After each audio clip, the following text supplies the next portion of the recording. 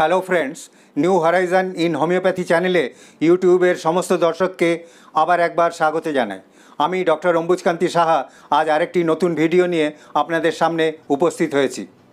বর্তমান স্বাস্থ্য সচেতনতার যুগে একেবারে কম বয়সী ছেলে মেয়ে থেকে আরম্ভ করে সব বয়সের স্ত্রী পুরুষরাই নিজেদের শরীরের ওজন নিয়ন্ত্রণে রাখতে চায়।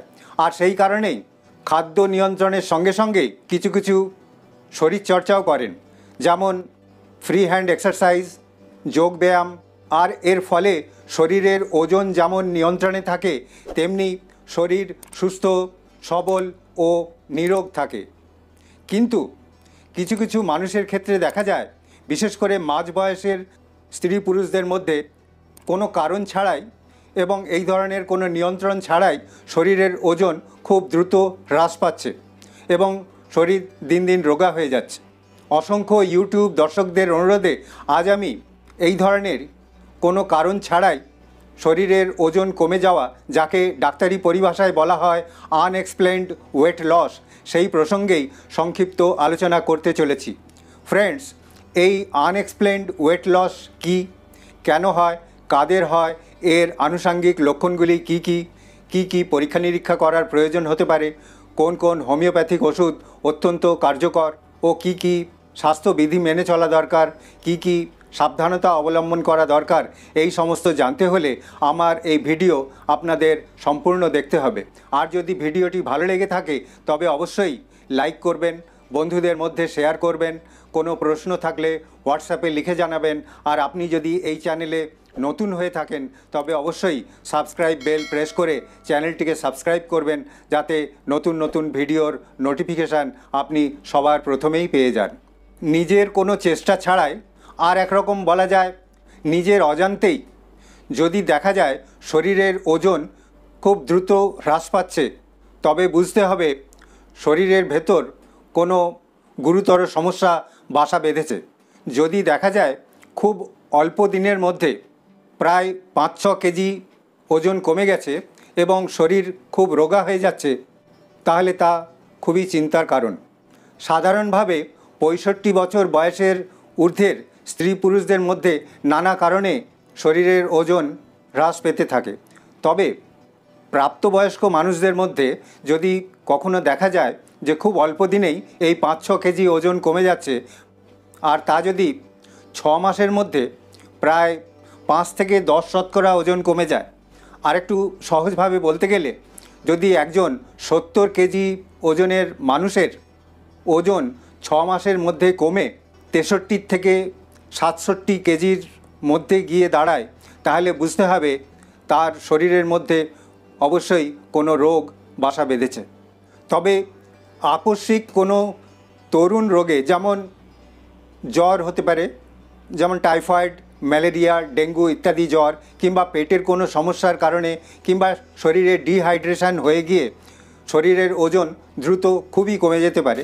কিন্তু সেক্ষেত্রে এই অ্যাকিউট কন্ডিশান ওভারকাম হয়ে গেলেই বা এই রোগের থেকে মুক্তি পেলেই অল্প কিছুদিনের মধ্যেই দেখা যায় এই শরীরের ওজন আবার আগের অবস্থায় ফিরে এসছে। কিন্তু যদি দেখা যায় শরীরের ওজন আর আগের অবস্থায় ফিরে আসছে না, বরং দিন দিন কমেই যাচ্ছে, তাহলে তার সঙ্গে কিছু কিছু এমন আনুষঙ্গিক লক্ষণ দেখতে পাওয়া যায় যা কিন্তু শরীরের ভেতরের কোনো দুরূহ রোগের ইঙ্গিত দেয়। এই সমস্ত লক্ষণ কিন্তু অনেক, যেমন হঠাৎ খিদে কমে যাওয়া বা খাবার প্রতি আগ্রহ একেবারেই কমে যাওয়া, শরীর খুব দুর্বল লাগা, অল্পেতেই ক্লান্তি আসা, পেটের কোনো সমস্যা যেমন পেট ব্যথা কিংবা বমি বমি ভাব, ঠিকমতো ঘুম না হওয়া, মলত্যাগের অভ্যাসের হঠাৎ পরিবর্তন হওয়া, যেমন খুব বেশি কোষ্ঠকাঠিন্য বা খুব বেশি লুজ মোশন হওয়া, কিংবা অল্টারনেটলি এই লুজ মোশন আর কনস্টিপেশন হওয়া। তাছাড়াও কারো কারো ক্ষেত্রে খুব বেশি জল তেষ্টা থাকতে পারে বা খুব বেশি খিদে পায়, যেমন এই সমস্ত লক্ষণ ডায়াবেটিস মেলাইটাসে দেখতে পাওয়া যায়। আবার কারো কারো ঘন ঘন জ্বর আসে, কাশি হয়, যেখান থেকে একটা টিউবারকুলোসিসের ইঙ্গিত পাওয়া যেতে পারে। আবার এই যে শরীরের ওজন হঠাৎ কমে যাওয়া বা শরীর রোগা হয়ে যাওয়া, এর কারণ কিন্তু অনেক। যেমন এই সমস্ত লক্ষণ থেকেই বোঝা যাচ্ছে যে তার কারণ বুকের রোগ হতে পারে, যেমন টিউবারকুলোসিস হতে পারে, আবার পেটের কোনো রোগ হতে পারে, আবার লিভারের কোনো ডিজিজ কিংবা কিডনির কোনো রোগ হতে পারে, হার্টের কোনো রোগ হতে পারে। আর সর্বোপরি শরীরের যে কোনো অংশে ক্যান্সার থাকলে তার থেকে এই ধরনের অতি দ্রুত ওজন হ্রাসের লক্ষণ দেখতে পাওয়া যায়। আর এই সমস্ত আনুষঙ্গিক লক্ষণগুলো একমাত্র কোনো অভিজ্ঞ চিকিৎসকই ঠিকমতো ধরতে পারেন।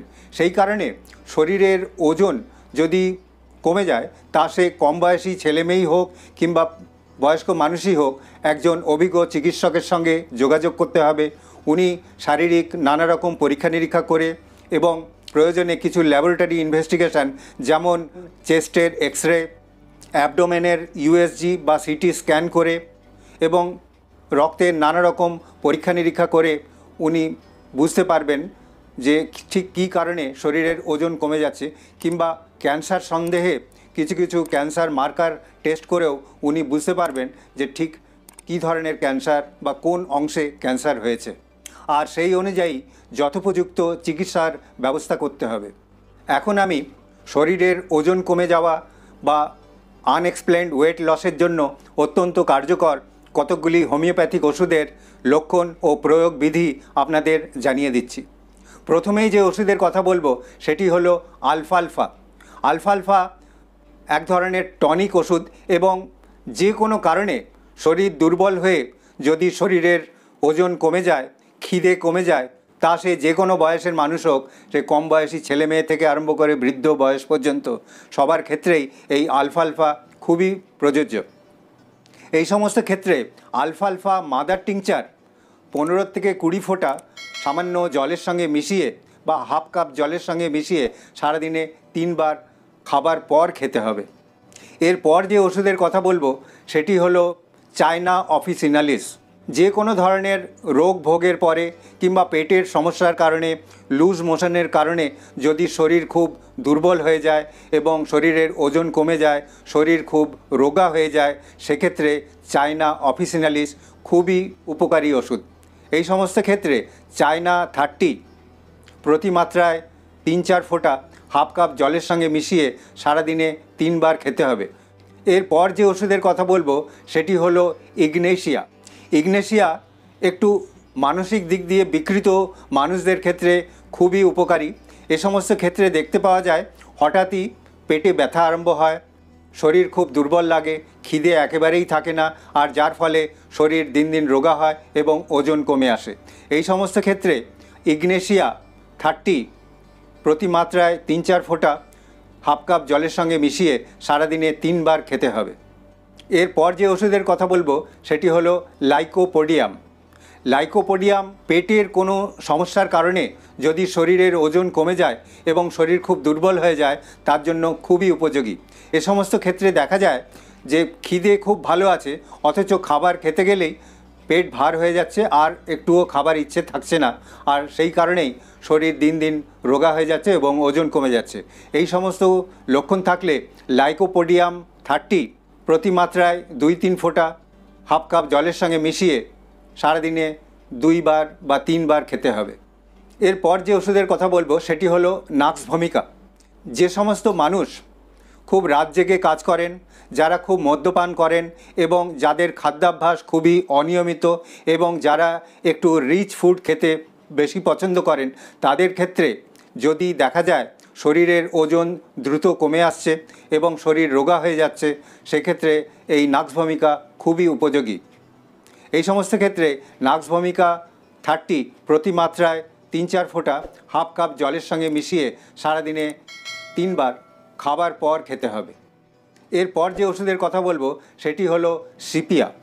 সিপিয়া সাধারণত মহিলাদের ক্ষেত্রে খুবই প্রযোজ্য এবং দেখা যায় যে সমস্ত মহিলা খুব রোগা এবং তাদের চামড়া একটু হলদেটে এবং খুব দুর্বল প্রকৃতির, আর খিদে একেবারেই থাকে না, আর সেই কারণেই শরীর খুব রোগা এবং ওজনও কমে যায়, এই সমস্ত ক্ষেত্রে সিপিয়া 30 প্রতি মাত্রায় 2-3 ফোঁটা হাফ কাপ জলের সঙ্গে মিশিয়ে সারাদিনে 2 বা 3 বার খেতে হবে।